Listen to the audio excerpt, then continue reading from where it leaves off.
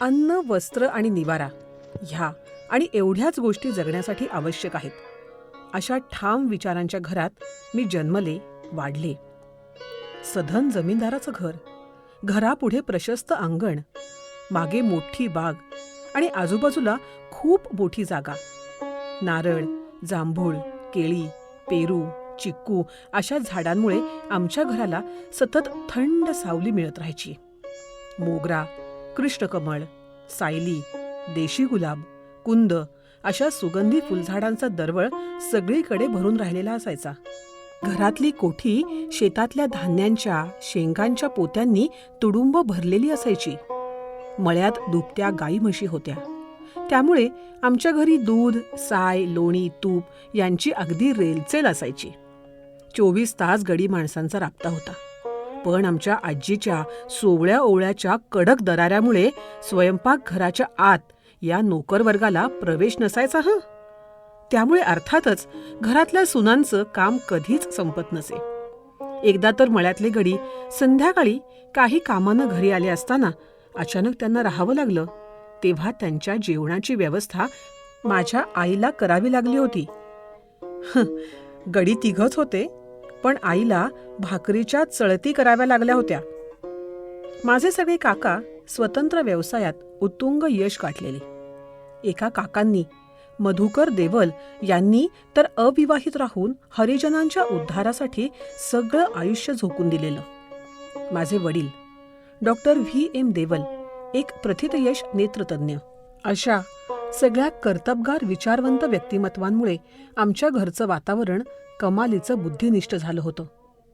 प्रत्यक्षात संघकार्य कुणी करत नसलं तरी त्या विचारांचा जबरदस्त पगडा आमच्या घरातल्या माणसांवर आणि पुढे अर्थातच आम्हा मुलांवर होता. आमच्या आजोबांच्या देवल सर्कशीच्या चित्तथरारक कहाण्या ऐकत ऐकतच आम्ही मुलं वाढलो. शिक्षण आणि व्यायाम या 2 गोष्टींना आमच्या घरात अनन्यसाधारण महत्त्व होतं. जीवनाच्या कुठल्याही प्रांतात मृदूपणा, हळवेपणा हा आमच्या घरात एक टीकेचा आणि थट्टेचा विषय होता. नव्हे, अजूनही आहे. रडणं म्हणजे भेकडपणा, त्या उलट रोखठोकपणा, स्पष्ट वक्तेपणा, झुंजार वृत्ती म्हणजे आमच्या घरात सर्वोत्तम गुण. हळुवार काव्य, गहिऱ्या भावभावना इत्यादींना आमच्याकडे स्थान तर नव्हतंच, पण प्रसंगी त्याची जाहीर थट्टा सुद्धा व्हायची. माझ्या एका आत्ते बहिणीच्या लग्नातला प्रसंग तर माझ्या मनावर अगदी कोरला गेला आहे. लग्नविधी, जेवण वगैरे सगळं रीतसर झाल्यावर शेवटी नवऱ्या मुलीच्या पाठवणीचा तो नाजूक क्षण आला. आत्तापर्यंतचं उत्साहाचं वातावरण एकदम गंभीर झालं. दंगामस्ती करणारी आम्ही मुलंही कावरी बावरी होऊन चिडीचूप झालो.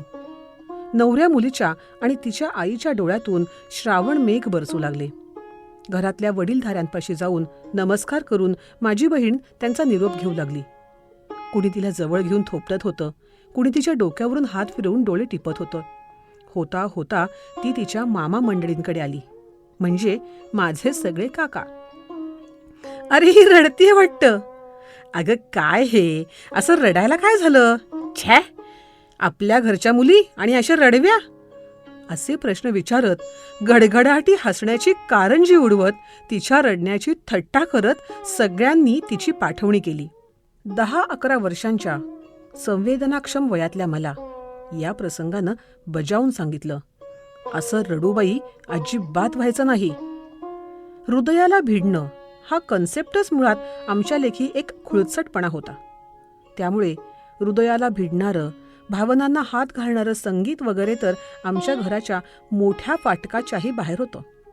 अशा वातावरणातलं माझ्या आईचं गुदमरणं मला आत्ता समजतंय, जाणवतंय. कशी कोण जाणे, पण कोण्या एकेकाळी तिनं सतार शिकवायला सुरुवात केली. धाडसच होतं ते. तिला शिकवायला घरी एक मास्तर यायचे. आईचं शिकणं चालू असताना काहीतरी निमित्त काढून तिला उठायला लावणं किंवा फक्त तिला दिसेल अशा बेतानं दारा अडून तिला वेडावून दाखवणं हा आमचा आवडता छंद होता. आमच्याकडे दुर्लक्ष करून ती शिकायचा प्रयत्न करायची. संध्याकाळी आम्ही शाळेतून आल्यावर आमचं खाणं पिणं उरकून अभ्यास घेऊन मग आमचे बाबा दवाखान्यातून परत येईपर्यंत जो काही काळ मिळेल तो तिचा रियाजाचा वेळ. बाबांची गाडी दाराशी थांबली की तिची सतार बंद. अशा परिस्थितीला टिंगल टवाळीला तोंड देत देत हळूहळू तिचा हिरमोड होत गेला आणि शेवटी सतार पेटीमध्ये बंद करून आईनं तिच्या संगीत जीवनाला कायमचा पूर्णविराम दिला. ती तिची सतार निव्वळ कुतूहल म्हणून मी हातात धरली. सतार कशीही वेडीवाकडी धरून तिच्यावर आपल्या राष्ट्रगीताचे सूर शोधून काढून ते मैत्रिणींसमोर फुशारक्या मारत वाजवणं म्हणजे त्या काळात मला प्रचंड थ्रिल होतं. काहीही शिकायचं असलं की कुठल्या तरी क्लासला जायचं अशी जनरीत असल्यामुळे मी एका सतारीच्या क्लासला जायला लागले. बरेच दिवस, महिने, वर्ष धरसोड करत करत जे काही थोडंफार वाजवता यायला लागलं त्यामुळे सुद्धा आपल्याला कुठेतरी बरं वाटते असा हळूहळू डोक्यात प्रकाश पडला. जी शिकत होते त्यात मन रमेना, दुसरं काही सापडेना आणि दुसरा मार्ग सापडत नाही म्हणून तिथेच जाणं असं दुष्टचक्र सुरू झालं. क्लासमधल्या वह्यांची पानांमागून पानं आणि दिवसांमागून दिवस उलटत होते आणि शेवटी एक दिवस असा उजाडला की माझ्या भोवतीचं जग उलटं पालटं झालं. माझी एक मैत्रीण दुसरीकडे कुठेतरी सतार शिकत होती.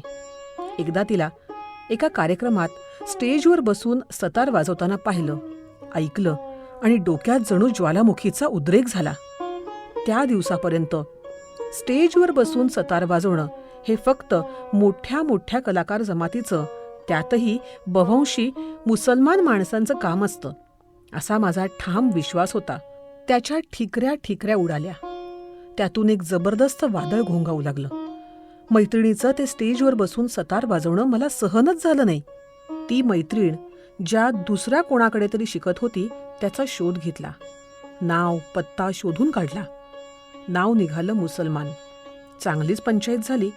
मोठ्या खुबीनं, चातुर्यानं कशीबशी घरून परवानगी मिळवली. एक दिवस कुणालाही बरोबर न घेता निघाले आणि पत्ता शोधत शोधत लोकमान्य नगरमधल्या 3ऱ्या मजल्यावरच्या एका घराच्या दाराशी थांबले. शिवाजी महाराज, राणा प्रताप ही दैवतं मानणाऱ्या आणि राजा शिवछत्रपती या अलौकिक ग्रंथाची पारायण करणाऱ्या मला आयुष्यात पहिल्यांदाच एका मुसलमान माणसाची भेट घ्यायची होती. इतकंच नव्हे तर रुमालानं हात बांधून विनंती करायची होती त्याला मला सतार शिकवण्याची. प्रचंड नर्व्हस झाले होते. थरथरत्या हातानं बेल वाजवण्यापूर्वी खात्री करून घेण्यासाठी पुन्हा एकदा दारावरची पाटी वाचली. उस्मान खान. ह्या माणसानं अगदी दिसण्यापासून माझ्या मनातल्या संगीत शिक्षक प्रतिमेला तडे पाडायला सुरुवात केली. देखणं म्हणता येणार नाही, पण अतिशय प्रसन्न आणि हसतमुख व्यक्तिमत्व, शांत आवाजातलं मृदू बोलणं आणि कमालीचे पारदर्शी डोळे. मनात हसू असेल तर ओठांआधीच हसणारे. काही काही माणसं अनोळखी असली तरी बघताक्षणीच त्यांच्याबद्दल शांत, आश्वासक असं काहीसं वाटतं नाही. तसंच हे व्यक्तिमत्व.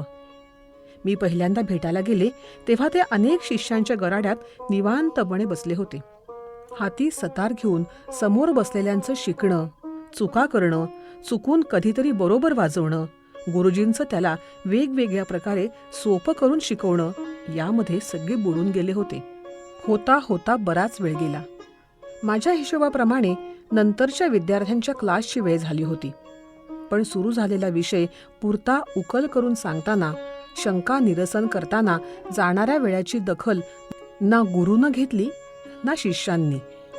विद्यादान करताना घड्याळाचं बंधन पाळायचं नाही हा सतार उचलण्याआधीचा पहिला धडा मी शिकले. डोक्यात वादळ घेऊन आलेल्या मला मास्तरांजागी वेगळंच कुणीतरी भेटलं. पुनश्च हरिओम करून सतार शिकायला सुरुवात केली. मनातल्या क्लासच्या चौकटीला बरेच धक्के बसायला लागले.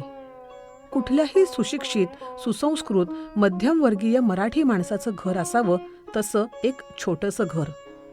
घरातलं वातावरण पूर्णपणे मराठी. भाषा ही उच्चवर्णीय मराठी.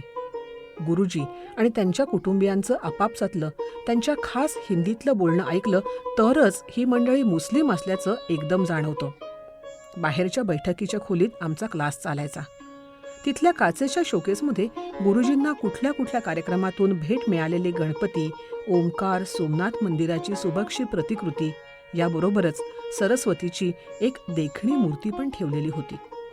गुरुजींच्या घरात आज पिढ्यानपिढ्या सरस्वती हे एक श्रद्धास्थान आहे ऐकून मी अवाकच झाले. शोकेशच्या खाली भगवद्गीता, ययाती, गदिमांचा कविता संग्रह वगैरे पुस्तकं दाटीवाटीनं बसली होती. खऱ्या अर्थानं मला शिकवायला सुरुवात करण्याआधी मला वेळ देऊन बोलावणं आणि त्यावेळी मी गेल्यावर मला परत पाठवणं किंवा स्वतः गायब असणं किंवा तेव्हा दुसऱ्यालाच शिकवत बसणं अशा वेगवेगळ्या प्रकारे गुरुजींनी माझी परीक्षा घेतली. त्यानंतर मग दिवसाच्या कोणत्याही वेळेला बोलावून माझं सकाळी उशिरा उठणं, जेवणानंतरची वामकुक्षीची तल्लफ यावर गदा आणली. सकाळी 7:30 ते संध्याकाळी 7:30 या वेळात कधीही बोलवायचं. पण माझ्या डोक्यातलं त्या दिवशीचं वादळ एवढं जबरदस्त होतं की सगळ्या परीक्षा पद्धतीला मी जिद्दीनं पुरी पडली. दिवसाच्या कुठल्याही प्रहरातली वेळ दिलेली असल्यानं कधीकधी तेव्हा गुरुजींची चहा, नाश्ता, जेवण यापैकी कसली तरी वेळ असायची. मग त्यावेळेला गुरुबरोबर तिथे असलेल्या सगळ्यांचंच खाणं पिणं तेवढ्याच अगत्यानं होताना मी बघितलं, अनुभवलं. एखाद्या व्यावसायिक संगीत वर्गाची माझ्या मनातली प्रतिमा अंधुक होत चालली होती. इथून पुढे आपलं शिक्षण एका वेगळ्याच पातळीवरून होणार आहे हे जाणवल्यामुळे आनंद झाला. गुरुचा शोध संपला म्हणून मन कुठेतरी विसावलं. ह्याबरोबर ह्या उस्तादी तालमीला आपण कुठे कमी तर पडणार नाही ना असं दडपणही आलं. एका संध्याकाळी गुरुजींकडे येताना मी जिना चढत होते. कुठले तरी सूर कानावरती आले म्हणून कानोसा घेतला. ते सूर गुरुजींच्या घरातूनच येत होते. कुठली तरी कॅसेट ऐकतायत वाटतं असं मनाशी म्हणत मी दार ढकललं आणि एकदम थबकले. सतार हातात घेऊन कुठल्या तरी उदासवाण्या सुरांच्या आर्ततेमध्ये गुरुजी पूर्णपणे बुडून गेले होते. डोळे मिटून एकतानतेनं साक्षात उदासी अनुभवणारा कलाकार बघणं हा माझा पहिलाच अनुभव होता. ते सूर माझ्यावरही परिणाम करत होते असं म्हणणं धाडसाचं ठरेल, कारण त्या जाणीवाच नव्हत्या, पण अंतर्मुख मात्र नक्कीच करत होते. हलकेच पाय न वाजवता मी बैठकीवर येऊन बसले. असा किती वेळ गेला कुणास ठाऊक. एकाएकी खाली खेळणाऱ्या मुलींना वर बोलवण्यासाठी भाभींनी दिलेली हाक कानावरती आली. सुरांचे उंच उंच जाणारे हिंडोळे जणू एकदम लुप्त झाले. नूर, मुलं खेळत असताना त्यांना बोलवत जाऊ नकोस. त्यांना पोटभर खेळू दे. किती वेळा सांगितलंय तुला? मी आत्तापर्यंत कधीही न ऐकलेल्या धारधार आवाजात गुरुजी ताडकन बोलले. कपाळावरची आठी अजूनच गडद झाली होती. पारदर्शी डोळे गढुळले होते. मला समोर बघून त्यांनी चटकन स्वतःला सावरलं. नेहमीच्या आवाजात सहजपणे बोलण्याचा प्रयत्न करत म्हणाले, या वयात मुलांनी खेळलंच पाहिजे. खेळायला न मिळाल्याचं दुःख, हिरमोड काय असतो हे लहानपणी अनुभवलेलं असल्यामुळे माझ्या मुलांना मनसोक्त खेळता आलं पाहिजे इकडे माझा अगदी कटाक्ष असतो. संगीतकाराचं कर्मठ घराणं आणि ओढग्रस्तीची परिस्थिती यात माझं बालपण कुठे हरवलं ते अजून शोधतोय. बघता बघता आठवणींच्या धुक्यामध्ये गुरुजी स्वतःच हरवून गेले.